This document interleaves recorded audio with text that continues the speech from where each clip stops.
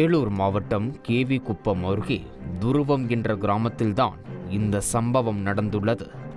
சிறுத்தை கொடூரமாக கடித்து குதறியதில் இளம்பெண் அஞ்சலி இரத்த வெள்ளத்தில் பிணமாக கிடந்தார். வீட்டில் இருந்து சுமார் 100 மீட்டர் தொலைவில் அவரது சடலத்தை கண்ட பெற்றோரும் உறவினர்களும் துடிதுடித்து அழுதது கல் நெஞ்சையும் கரைய வைத்தது.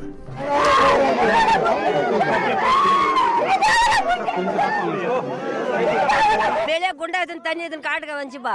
அது எங்க பாதி நெஞ்ச தெரியல, குழந்தைய கட்சின்னு வந்துட்டுக்குது. உங்க பக்கத்து வீட்டுக்கார பையன் இந்த வெளியில போறான் கொல்லிக்கு. அவன் போகும்போது வந்து கத்திட்டு தப்பான்னு ஓடியாந்தான் வெண்டியில. என்னடா அப்படி கத்துறேன்னா குழந்தைய கட்சின்னு போது பாருன்னா நாங்க வர்ற வழிகளும் கையெல்லாம் கட்சி விடுக்குதுப்பா. அந்த பையன் கத்துறதுக்கு இது ஓடி விடுக்குதுப்பா. விட்டுட்டு குழந்தைய அங்கிருந்து கட்சின்னு வந்துக்குதுப்பா. இங்க சம்பவ இடத்திற்கு விரைந்த கேவி குப்பம் போலீசாரை முற்றுகையிட்ட உறவினர்கள் அஞ்சலியின் உடலை எடுக்க விடாமல் போராட்டத்தில் ஈடுபட்டதால் பரபரப்பு நிலவியது. பசங்க போய் வரணும்னா கூட வெயிலில் தான் வரணும். நீங்க ஒரு இதுக்கு உத்தரவாதம் சொல்லிட்டு போங்க. என்ன சொல்றாங்க? இப்ப அதிகாரிங்க வந்து பாத்துறாங்க. என்ன சொல்றாங்க? எதுவுமே சொல்லி எடுக்க நடவடிக்கிறாங்க. எங்களுக்கு பஸ் கிடையாது. எங்க பசங்க இங்க இருந்து கேவி பண்ண அந்த வரணும், மேல அந்த வரணும், படிக்கணும். எங்க பசங்க படிப்பே விட்டானுங்க, படிக்கதே இல்ல.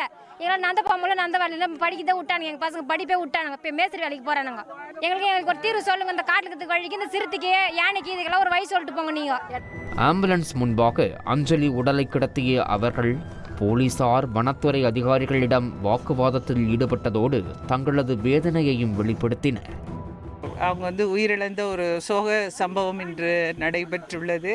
இந்த அதனால் இந்த கிராம மக்கள் இது ரிசர்வ் ஃபாரஸ்ட்டை ஒட்டி இருக்கிற இந்த பகுதியில் எங்களுக்கு சாலை வசதி, அதே போல் எங்களுக்கு பேருந்து வசதி மற்றும் ஸ்ட்ரீட் லைட்ஸு போடணுங்கிறதையும் கேட்டிருக்காங்க. டிஎஃப்ஓ, எஸ்பி இவங்களோட இங்கே ஆய்வு செய்தோம். இங்கே உடனடியாக முதல்ல இந்த சிறுத்தைகளை, இங்கே இருக்கிற சிறுத்தைகளை இப்போது பிடிப்பதற்காக வனத்துறையினர் முழு மூச்சோடு செயல்பட்டு கொண்டிருக்கிறார்கள். மக்களுக்கு தேவையான இன்ன பிற அடிப்படை வசதிகளும் விரைவில் நாங்கள் செய்து. மனது முழுவதும் துக்கம் நிறைந்த வழியுடன் போராடிய அவர்களுடன் மாவட்ட ஆட்சியரும் வனத்துறை அதிகாரிகளும் பேச்சுவார்த்தை நடத்தினர். சிறுத்தையை பிடிக்க நடவடிக்கை எடுக்கப்படும் என்று உறுதியளித்ததை அடுத்து 4 மணி நேர போராட்டம் முடிவுக்கு வந்தது.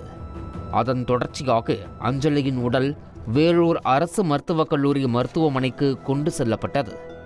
இளம் பெண்ணை தாக்கி கொன்ற சிறுத்தையை பிடிக்க வனப்பகுதியில் ஆங்காங்கே கூண்டுகளை வைக்கவும் சிசிடிவி, ட்ரோன் உதவியுடன் தேடும் பணியையும் வனத்துறையினர் தொடங்கியுள்ளனர்.